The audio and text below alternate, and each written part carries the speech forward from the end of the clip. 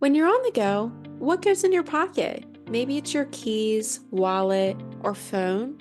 These items may be small, but they're essential, right? Think of this podcast as another essential tool that supports your preparedness wherever you are. Welcome to the pocket size series of our podcast, Preparedness in Your Pocket, designed to be your portable solution for emergency preparedness education.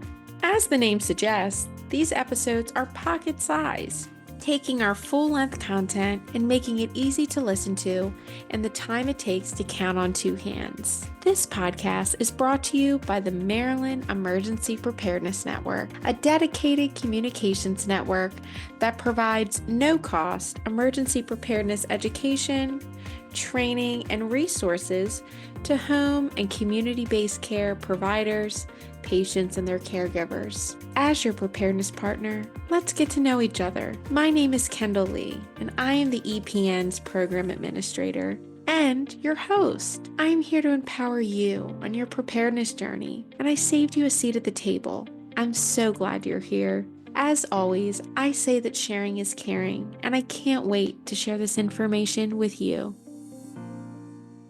Hello, and welcome back to the pocket-sized version of Preparedness in Your Pocket, your quick, practical guide to being ready wherever life takes you. In our fourth full-length episode, we welcomed back Jorge Castillo, the branch manager for communications and outreach and chief spokesperson for the Maryland Department of Emergency Management. In that conversation, we explored what makes a communications plan different from other emergency plans, real-life situations where having one truly matters, the must-have elements every plan should include, how to tailor your plan for your unique needs, and lastly, tools to help you get started today. In today's pocket-sized episode, we're recapping what a family communications plan is, why it's such a powerful preparedness tool, and how to make one of your own. So let's dive in. What is a family communications plan and/or a communications plan? Ever wondered if something happened and I couldn't use my phone or access Wi-Fi, how would I stay in touch with my community? That's where a communications plan comes in. It's a simple but important document that helps you stay connected when communication tools like cell phones or the internet may not be working. It lays out how to reach one another and where to meet if you were to get separated. So why is having a communications plan important? It's important because emergencies and disasters can disrupt everything, including how we can communicate.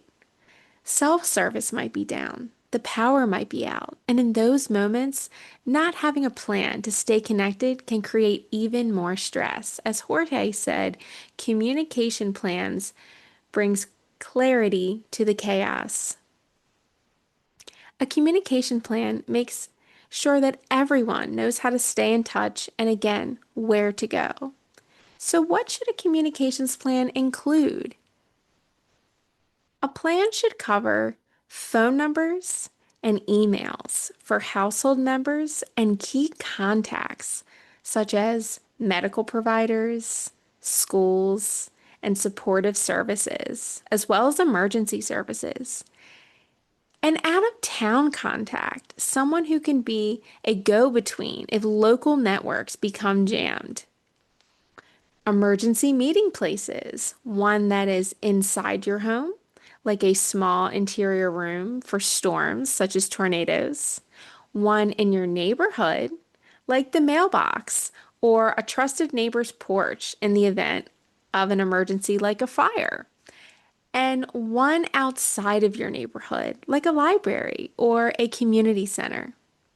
It should also include special considerations for loved ones living with access or functional needs, as well as plans for pets and/or service animals. So that leads us to ask, how do you create your plan? It can be easy as 1, 2, 3. The first step can be gathering your information, such as phone numbers, addresses, medical needs, and meeting locations. that are important to you and those that you love. Write them down and/or use an online template. It's recommended to have both a print and digital version of this information. Once you've had it gathered, make sure that you share it. Make copies for every household member and/or those you would like this information to be given to.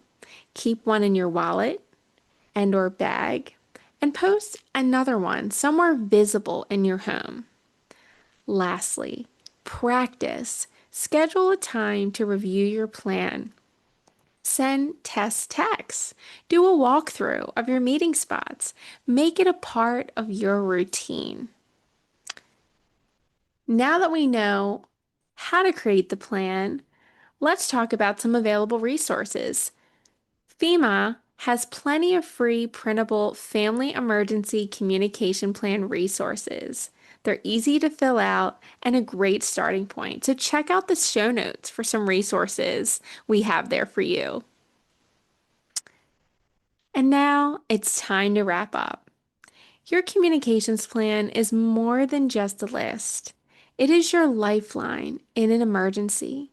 So start today, share it, and practice it, because when it comes to preparedness, practice truly makes progress. Thank you again for tuning into another episode of Preparedness in Your Pocket, this time the pocket-sized version. Stay safe, stay prepared, and we'll catch you next time.